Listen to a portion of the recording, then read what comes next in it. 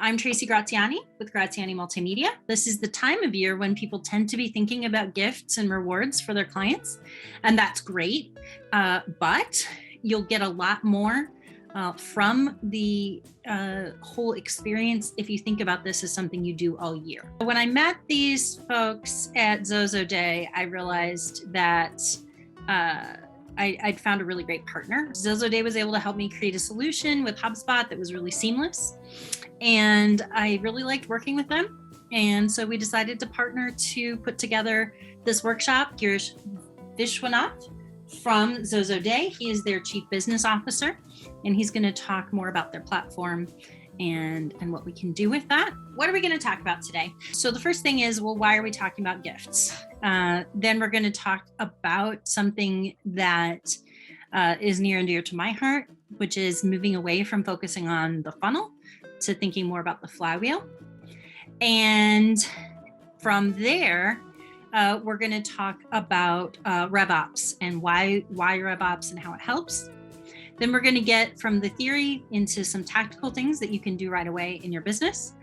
And we're going to help you take action to do those things. Why gifts? Why rewards?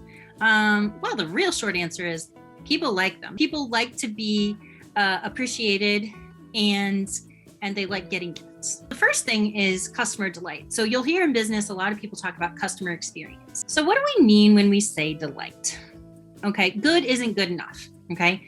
At the end of the day, a good customer experience is table stakes, right? That's just what you should do because you have a business. Okay. So if I go to a restaurant and I order a hamburger, I should get a hamburger, and that's good.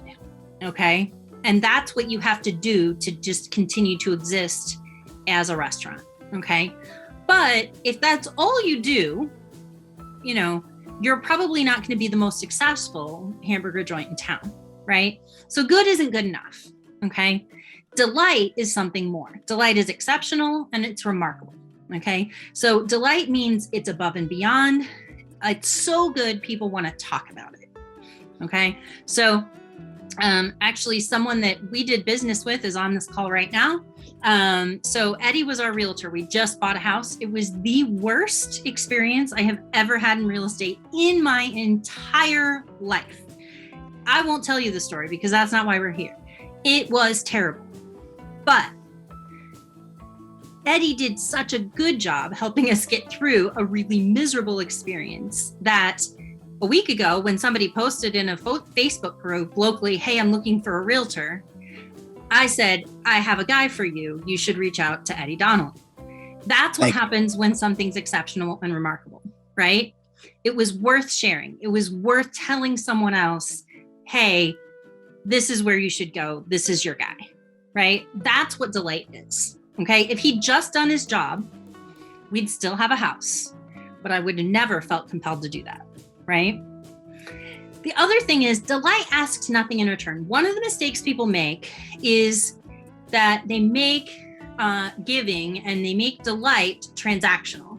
So you can negate everything all the equity that you've built by doing something kind, if you then immediately after doing the kind things say, oh, will you give us a Google review? So then it's like, oh, so you just wanted me to do this thing. So you did that thing for me. It was a transaction. It wasn't actually being kind. It wasn't actually a gift. So done right, delight asks nothing in return. It allows you to have the natural experience that I just described with Eddie, where I just on my own chose to recommend him. I didn't recommend him because he said, here, I'm giving you something. Now, will you recommend me? Right? So that's what customer delight can do.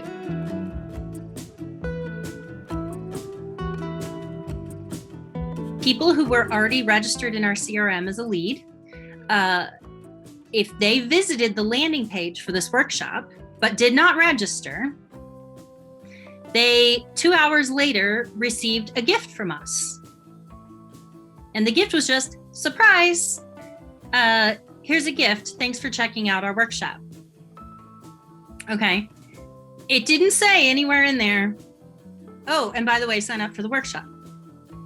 just gave people the gift. Here's a fun fact. Do you know how many of you that are sitting here right now were a part of that automation? About 20% of you were sent a gift for no reason, okay? And you signed up. Here's the really interesting bonus part about this. And now after this, all of you are going to go back to your email and claim your gift. But of the people that were engaged in that automation, 50% of the people who were sent a gift for no reason eventually registered for this workshop. Okay.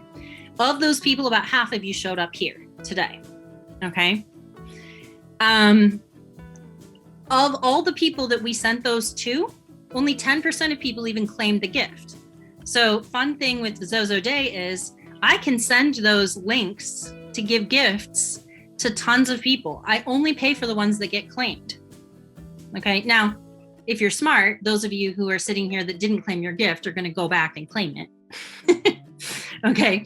But if not, that's fine, because I have that money to gift to somebody else. And it helped me to get you to do the thing I wanted you to do in the time I wanted you to do it, because I knew this was today, not just any day. But I didn't ask anything in return. I knew that the psychology of human beings is there's a thing called reciprocity. If you ever have a chance, if you haven't read Robert Cialdini's book, Influence, it's a great book. But people, when given a gift, feel obligated to you in some way. So it just works. So anyway, many of you are here because you got a gift, but I didn't make it a transaction. And here's the other thing. Gifting lets us decrease our actual cost of customer acquisition. So depending on your industry, most people never track this, okay? But depending on your industry, the cost to acquire a customer can be anywhere between $100 and $1,000. And that range can get even a little bit bigger in certain things, okay? So when you realize that that's what it costs, when you add up all of the various methods you do to try to acquire a customer, your advertising, your promotion, your marketing, your sales, your all of the things that you do, when you put it together and you track that cost of acquisition, it adds up. If I have something that's going to make people do what I want when I want them to do it in a more timely and efficient way, guess what? I'm spending less money on all those other things that add up to that cost of customer acquisition. So I'm being a genuinely kind person. I'm doing something nice and helpful, and I'm saving money doing it. That's what I call efficiency. Oh, and then there's the profitability. So when we leverage gifts across the customer life cycle, it gives us that deal velocity. So, okay, once you've got a prospect, unfortunately, Eddie's example is a terrible one. There were extenuating circumstances that made his deal with us go a very, very long time. But, but in a lot of business transactions, if you incentivize people along that journey, you can shorten your sales cycle. Because if you motivate people to take the meeting and to attend the webinar and all the different things, if you motivate people to do that, then you're forcing them to make a decision sooner. And that deal velocity is super helpful. If you want to be a rapidly growing company, that's one of the most valuable things you can do when you look at your revenue operations, is how do you shorten that sales cycle, right? How do you increase your customer lifetime value? Well, guess what? Happy customers spend more. This is the part that blows my mind. It is the most overlooked sales opportunity in most organizations. Once somebody's already spent money with you, if you do a good job taking care of them, they'll do it again. They'll buy more from you. They'll buy other things from you. They'll upgrade what they're doing. So there's a lot you can do if you're smart about how you do it. And that comes back to the delight. Okay. So when we look at the way business works, everybody has heard about the funnel, right? The sales funnel, the marketing funnel. There's a lot of different ways that they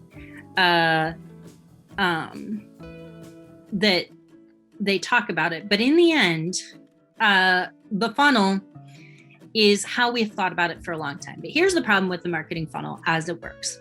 Everybody's a number in that system. right? And it's a numbers game. So I want to get as many possible leads as possible. So marketing does all the things, and we rack up all these numbers, and we have all these people that show up as a lead, right? And then we sell to them, and then they become a customer. And we don't really start treating them like a person with a name until the bottom of that funnel. The customer is weirdly an afterthought. We don't think about them till we have their money, And so, HubSpot's kind of coined this term, the flywheel. And for lack of a better term, I think it does a good job of talking about what we really do. What real successful businesses always have the customer at the center. And marketing, sales, and service should be like a virtuous circle, right? So if I'm doing a good job with my marketing, then people buy from me. If I take good care of the people who buy from me, then they become a promoter and they put more people back into that wheel, and it keeps moving. And so that's the difference between the old way of thinking about it, the idea that, we can just keep dumping more demographics in the top of this funnel, and at the bottom, some customers are going to shake out. If we consider that maybe every single person we interact with is a real live human being and put them at the center of what we do, how does that change? So time for another story. As a customer, can you think of a time when you knew you were at the center of that business and their process and how they interacted with you? Can somebody think of a story when they know they as a customer were at the center?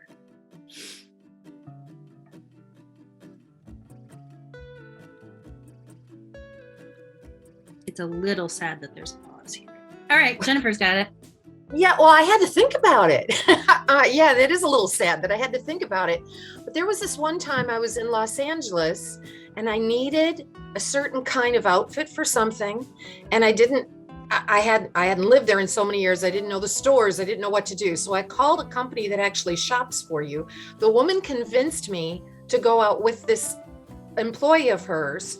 We spent the afternoon shopping. Now, it's so much more than what I'm saying, that we spent the afternoon shopping. I made a friend that day. I mean, it was like hanging out with a girlfriend. The woman assessed me well on the phone, so she hooked me up with the right shopper, and she figured out very quickly what my budget was, what my needs were, what I felt comfortable wearing, and she took me out and had me make a new friend, which is that's not the goal I thought it was when I first went out. But I mean, of course I recommend them and would use them again if I found myself in that position. And how do you think they structured their business to make sure you were at the center? What it seemed to me was this phone conversation. I may have started the ball rolling by noticing, because she gave me her address, and my sister used to live on that street in Laurel Canyon. So we got talking about neighborhoods, but I don't think that would have mattered. She was ready to just kind of make the conversation a little bit personal. It was definitely, the first layer was business. What are your needs? And we'll fill them. But she threw in enough stuff to kind of get the gist of my personality, which I do think is part of her business, because if you're putting somebody in a certain dress, it has to fit them. But also it made it more fun and more comfortable for somebody like me who hates shopping anyway. I ordinarily I hate shopping so much. And it actually was fun because I think she made sure there was an element of personal in there. Yeah. And to be fair, if you think about that company, wouldn't their customer frequently be somebody who doesn't enjoy shopping? I would assume it's either somebody who doesn't enjoy shopping, or it might be a celebrity who's like going to the Oscars, and so they can't go out. They wouldn't get anything done. They would just be pestered the whole day. So it's definitely someone who either doesn't like shopping or can't go shopping for whatever. And then the thing you don't like to do, they helped you like to do by the end. I would do it with her any day. I still hate shopping, but you like shopping with them. I like shopping with Lisa. That was fun. Yeah, exactly. All right. Great example. So how do we do this stuff? How do you actually make the flywheel a thing? How do you make it work?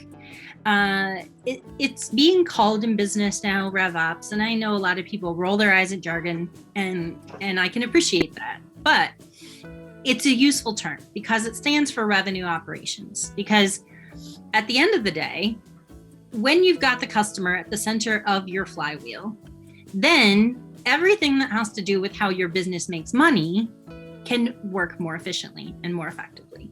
Because when you've got customers bringing in more customers, when you have happy customers buying more things, all of that stuff, that's generating revenue, which is kind of why you're a business and not a charity, right? So we tend to break RevOps into sort of 3 pillars. These are the components that make up how we do it. The first one is your people. People are 2 things. There's your internal customers, your team and your leadership, and your external customers, the people who are buying stuff from you, right? So with customers at the center of the flywheel, that literally means everything you do should be revolving around them. And then what does that mean for your team? Do they not matter? No, of course they matter. Your team are customers too. They're internal customers, but their role is to figure out every possible way to reduce friction in that flywheel so that their customers find it easy to do business with you. So when you think about the people part of revenue operations, that's what you think about. Customer at the center, employees reducing friction. Okay. The next part is process. The devil is in the details when it comes to business. And the truth is, a lot of people think they have processes in their company, and they may or may not actually have them. So when I say process, this is what I mean a process is. Anything you do in your business that's important to making that flywheel work frictionlessly needs to be documented, needs to be consistent, which means you do it the same way every time. It needs to be repeatable so that other people can do it too, and it needs to be measurable. And so when we think about process, that's what we mean when we say process. Okay. And last but not least, platform. All of that stuff is really great, but if you don't have it organized, if you don't have a central source of truth, then you just have tangles of apps and tools and people and processes, and none of those things are talking to each other. And if the right hand doesn't know what the left hand is doing, you're not growing. And so at the center of one of the key pillars of that RevOps system is your platform. And so that's a CRM. In this case, we use HubSpot. You may have another CRM that you use, but I don't know any successful, profitable business in 2021, almost 2022, that doesn't have a CRM that is at the center of their business. If you don't know what's going on with your prospects, your competitors do. So I even took a picture of a workflow that I used, that surprise gift that I mentioned earlier. You know, here's the workflow I used that leveraged HubSpot and Xoxoday to send people surprise gifts. So it's very simple. That workflow, for those of you who have used our CRM, who have used HubSpot, that workflow took me less than 5 minutes to set up, and it had measurable impact. I can see faces of people in here who are here because it works. Okay, so we have these pillars and they're great. How does that really tie to rewards? Okay, well, back to the people part. Okay, when you tie rewards to the person, then you can add personalization. So what if this same workshop, I had sent everybody a Starbucks gift card if they signed up? Raise your hand if you are on this workshop and you do not like Starbucks or coffee. I love coffee. I do not really drink Starbucks. Okay, but I didn't do that because what you're going to get at the end of this is your choice. Okay, so you're going to get your choice of which gift card you want. Now you have a gift you can actually use. Who has, by the way, somewhere in their home, like a graveyard for gift cards they can't use? Yeah, exactly. And then you're thinking of like, hey, who can I re-gift this, like, you know, gift card for a restaurant we don't have in Ohio to? Who do we know? And yeah, exactly. Right. So Okay, so the personalization of gifts is super helpful. Process. Just as I mentioned in the previous slide, you can automate this so that this is happening in the background without you thinking about it, making the effort and doing it, but it's still greatly appreciated. So it's still kind, it's still thoughtful, it's still personalized, but it's not taking up all your time. And how do you do that? Well, you have a platform that does it for you so that it's working seamlessly in the background. Okay. So I am now going to hand this off to Girish, and he's going to talk specifically about the reward side of this. Thank you, Tracy. It's been, thank you for all the wonderful examples and everyone in here for participating. What I'm going to try and basically talk about is, how rewards can become part of can become the catalyst really that helps this flywheel turn over, right? One of the key things that I think Tracy described really well was that the customer was really at the center of the flywheel, and how we had to keep the momentum going with, injecting a certain amount of energy into this flywheel, right, from time to time. So when you look at this flywheel holistically, it incorporates, different functions across your organization, possibly, which could be marketing, sales, service, or even employee engagement. Essentially, what we are talking about doing is looking at the entire customer journey inside your organization, right from the point that you actually reach out to them for the very first time, or they reach out to you, and to the time that you start to engage with them. So how do you essentially inject this sense of momentum into the overall consumer journey, so that you get people who are sitting on the fence initially to becoming, great friends, like Lisa possibly described earlier.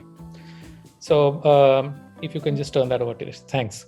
So the key part about understanding the flywheel is that, you can use rewards at every stage of this journey. So from the time that, we have a prospect who comes in to being able to create maybe something as simple as creating a campaign, creating a poll from the time that you're trying to engage with your audience, getting them to interact with you, to tell you a bit about themselves, what their likes are, what their preferences are, what are they really looking for, why are they reaching out to you, to maybe using a quiz, to understand what kind of personalization they might react to, are the little things that you can actually do right at the beginning to understand what kind of rewards you should be sending them. The other important thing to understand, and this we've learned from our own experience, is that, not all kinds of rewards work at all times. So being able to understand, how to engage with your audience and what kind of rewards to build in at different stages of the flywheel is extremely crucial, right? So I like Tracy's example where she talked about the Starbucks gift card, for example. It might seem very impersonal to send a Starbucks gift card to somebody who's possibly not interested in coffee at all. So you really don't want to do that right up at the front, but you want to try and give them a little more choice, but at the same time not seem like you're trying to influence their decision into taking the next step. We have a question from Mikhail. Sure. You have to unmute yourself. Yeah. Or do you want to put it in the chat? Oh, okay. I'll put it in the chat and we'll come back to it, okay? Sorry to interrupt. No problem. Yeah. So if you look at, the next couple of stages, which is really when you start engaging with the prospect, is when you start to understand what their preferences are as individuals and their individual persona. And this is all about knowing what really motivates them, what moves them outside of their regular, maybe their business side, right? So I could be someone who enjoys golf, for example. And if I have subtly sent you a signal that, I enjoy playing golf over the weekends, maybe I would be delighted by, some kind of merchandise coming from Callaway, maybe, right? So those are the kind of elements of personalization that you can build into the flywheel using rewards that actually that remind your customer that they're at the center of that flywheel, that you understand, you're listening to them, which is extremely crucial because you're acknowledging what their likes and dislikes are, and you're actually responding to them. right? And that builds in that sense of reciprocity that Tracy spoke about earlier as well. And you have the opportunity to and acknowledging them through this through these little things that you can do with rewards. These are really the points of interaction where you can get customers to cross the point of friction and move to the next stage as well using these.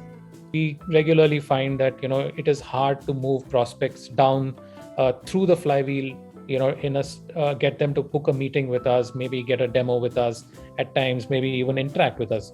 So how we use rewards is that we have sort of created these various hooks that I talked about earlier that we use to tell customers, to remind them subtly that we value their interactions. Even if you're not interested in pursuing the conversation with us, we value every single piece of feedback that you send our way. So the first one for that matter is, where you engage with a prospect. Somebody's gone cold on you, they're probably ghosted you. You can even use that as a way to sort of send them a reward to say, hey, I'm listening, I'm here to, get some feedback if you're interested in giving me, telling us what you didn't like about us. Right. And then with customers, again, we found with a lot of senior executives, to give you a few examples, that, causes motivate them. And, causes like, giving to charities or caring for the environment.